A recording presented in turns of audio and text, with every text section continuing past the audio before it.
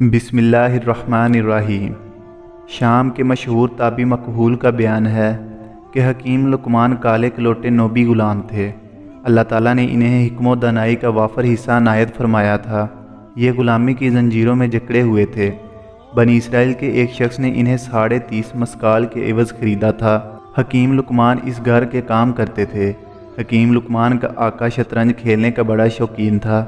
وہ شطرنج کے ذریعے جوا کھیلا کرتا تھا۔ اس کے دروازے پر ایک نہر بہہ رہی تھی۔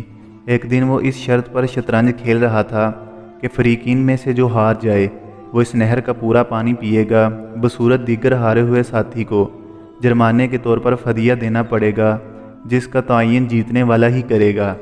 اتفاق یہ ہوا کہ حکیم لقمان کا آقا بازی ہار گیا۔ جیتنے والے ساتھی نے حکیم لقمان کے آقا سے کہا، تم کھیل ہار چکے ہو، اب شرط کے مطابق نہر کا پانی پیو یا فدیہ دو۔ آقا نے پوچھا، فدیے میں کیا چاہتے ہو؟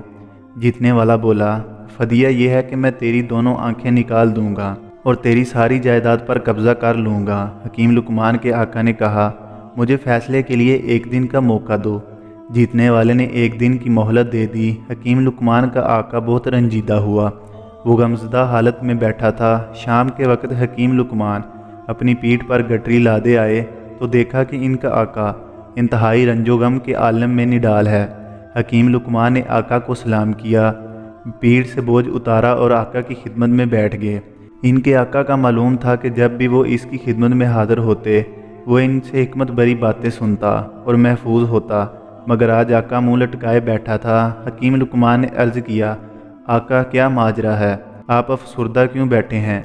آقا نے غلام کی بات پر کوئی توجہ نہیں دی اور اپنا رخ پھیر لیا۔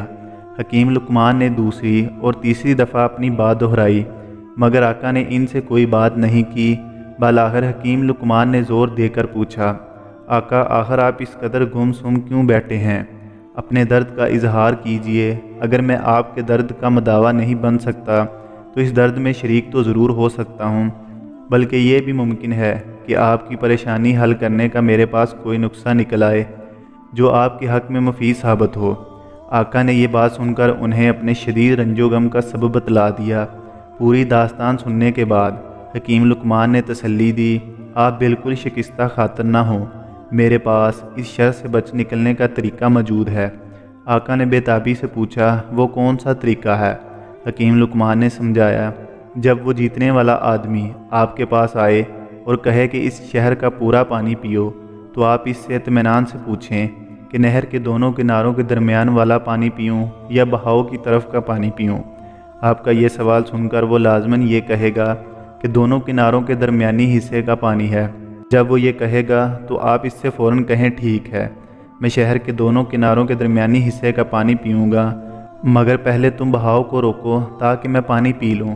اس طرح آپ پانی پینے کی شرط سے نکل جائیں گے، کیونکہ آپ کا جیتنے والا ساتھی شہر کا بہاؤ تو نہیں روک سکتا، اور جب وہ یہ کام نہیں کر سکے گا تو شہر کے دونوں کناروں کے درمیانی حصے کا پانی پینے پر اس کا اسرار باقی نہ رہے گا۔ یوں آپ کو چھٹکارا مل جائے گا۔ آقا کو دانشمند غلام کی ترکیب بڑی اچھی لگی اور اس کے دل کو قدرے سکون ملا۔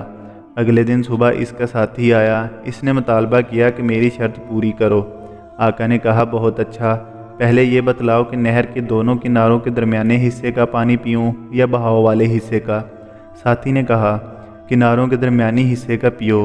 اس نے کہا، بہت اچھا، اب تم یوں کرو کہ پہلے نہر کا بہاؤ روکو تاکہ میں تمہاری شرط پوری کر سکوں۔ ساتھی بولا، یہ تم کیا کہہ رہے ہو؟ کیا یہ میرے لیے ممکن ہے؟ آقا نے کہا، پھر تمہاری شرط بھی مفقود اور ہماری شرط بھی مفقود۔ یوں یہ معاملہ بیر و خوبی ختم ہو گیا۔ آقا بڑا خوش ہوا اور اس خوشی میں اس نے حکیم لقمان کو آزاد کر دیا۔ سبحان اللہ۔